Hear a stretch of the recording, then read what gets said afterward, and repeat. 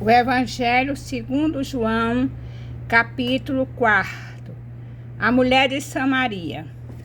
Quando, pois, o Senhor veio a saber que os fariseus tinham ouvido dizer que ele, Jesus, fazia e batizava mais discípulos que João, e se bem que Jesus mesmo não batizava, e sim os seus discípulos, deixou a Judeia, retirando-se outra vez para a Galileia. E era-lhe necessário atravessar a província de Samaria. Chegou, pois, a uma cidade samaritana chamada Sicar, perto das terras que Jacó dera a seu filho José. Estava ali a fonte de Jacó, cansado da viagem. Assentara-se Jesus junto à fonte, por volta da hora sexta. Nisto veio uma mulher samaritana tirar água. Disse-lhe Jesus: dai-me de beber, pois seus discípulos tinham ido à cidade para comprar alimentos. Então lhe disse a mulher samaritana: como sendo tu judeu, pedes de beber a mim, que sou mulher samaritana? Porque os judeus não se dão com os samaritanos. Replicou-lhe Jesus: se conheceras o dom de Deus, e quem é que te pede, dai-me de beber, tu lhe pedirias, e ele te daria água viva. Respondeu-lhe ela: Senhor, tu não tens com que atirar, e o poço é fundo. Onde, pois, tens a água viva? És tu, porventura, maior do que Jacó, o nosso pai, que nos deu o poço do qual ele mesmo bebeu, e bem assim seus filhos e o seu gado? Afirmou-lhe Jesus: quem beber desta água tornará a ter sede. Aquele, porém, que beber da água que eu lhe der, nunca mais terá sede. Pelo contrário, a água que eu lhe der será nele uma fonte a jorrar para a vida eterna. Disse-lhe a mulher: Senhor, dai-me dessa água, para que eu não mais tenha sede, nem precise vir aqui buscá-la. Disse-lhe Jesus: vai, chama teu marido e vem cá. Ao que lhe respondeu a mulher: não tenho marido. Replicou-lhe Jesus: bem disseste, não tenho marido, porque 5 maridos já tiveste, e este que agora tens não é teu marido. Isto disseste com verdade. A verdadeira adoração. Senhor, disse-me a mulher, vejo que tu és profeta. Nossos pais adoravam neste monte. Vós, entretanto, dizeis que em Jerusalém é o lugar onde se deve adorar. Disse-lhe Jesus: mulher, podes crer-me, que a hora vem, quando nem neste monte, nem em Jerusalém adorareis o Pai. Vós adorais o que não conheceis. Nós adoramos o que conhecemos, porque a salvação vem dos judeus. Mas vem a hora, e já chegou, em que os verdadeiros adoradores adorarão o Pai em espírito e em verdade, porque são estes que o Pai procura para seus adoradores. Deus é espírito.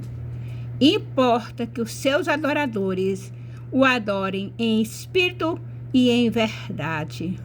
Eu sei, respondeu a mulher, que há de vir o Messias chamado Cristo. Quando ele vier, nos anunciará todas as coisas. Disse-lhe Jesus: eu o sou, eu que falo contigo. Neste ponto chegaram os seus discípulos e se admiraram de que estivesse falando com uma mulher. Todavia, nenhum lhe disse: que perguntas, ou por que falas com ela? Quanto a mulher, deixou o seu cântaro, foi à cidade e disse àqueles homens: vinde comigo e vede um homem que me disse tudo quanto tenho feito. Será este porventura o Cristo? saíram, pois, da cidade e vieram ter com ele a ceifa e os ceifeiros. Nesse inteirinho, os discípulos lhe rogavam, dizendo: Mestre, come.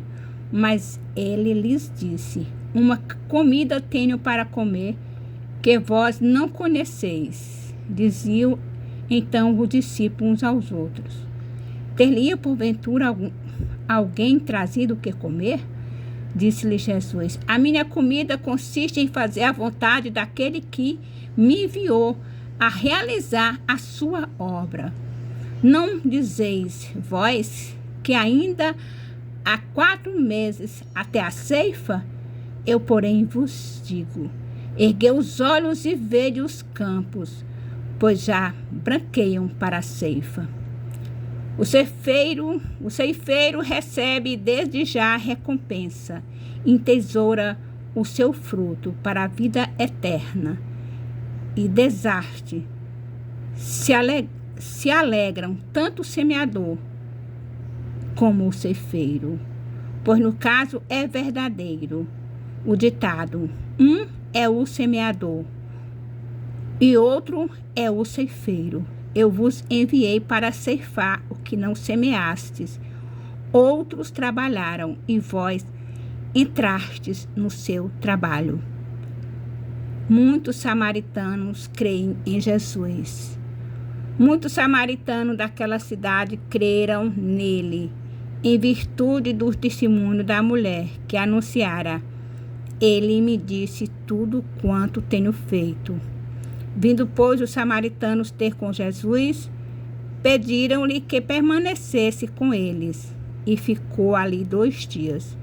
Muitos outros creram nele, por causa da sua palavra, e diziam à mulher: Já agora não é pelo que disseste que nós cremos, mas porque nós mesmos temos ouvido e sabemos que este é verdadeiramente o Salvador do mundo.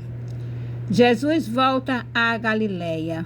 Passados 2 dias, partiu dali para a Galileia, porque o mesmo Jesus testemunhou que um profeta não tem honras na sua própria terra.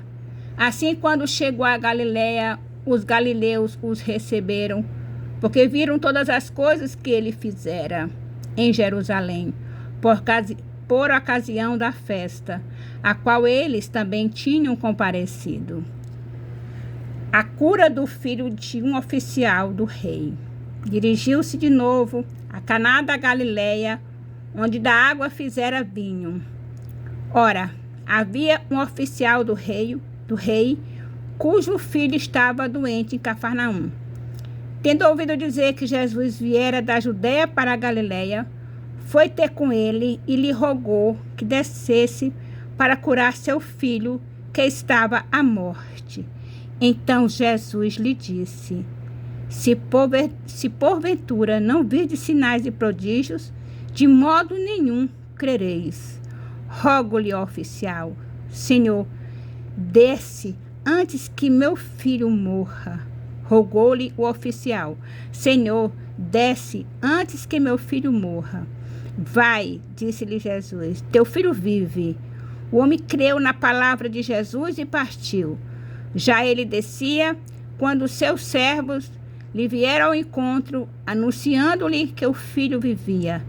Então indagou deles a que hora o seu filho se sentira melhor. Informaram ontem, à hora 7ª. A febre o deixou. Com isto, reconheceu o pai se aquela precisamente a hora em que Jesus lhe dissera: Teu filho vive. E creu ele e toda a sua casa. Foi este o segundo sinal que fez Jesus depois de vir da Judeia para a Galileia. Louvado e exaltado seja o nome do Senhor.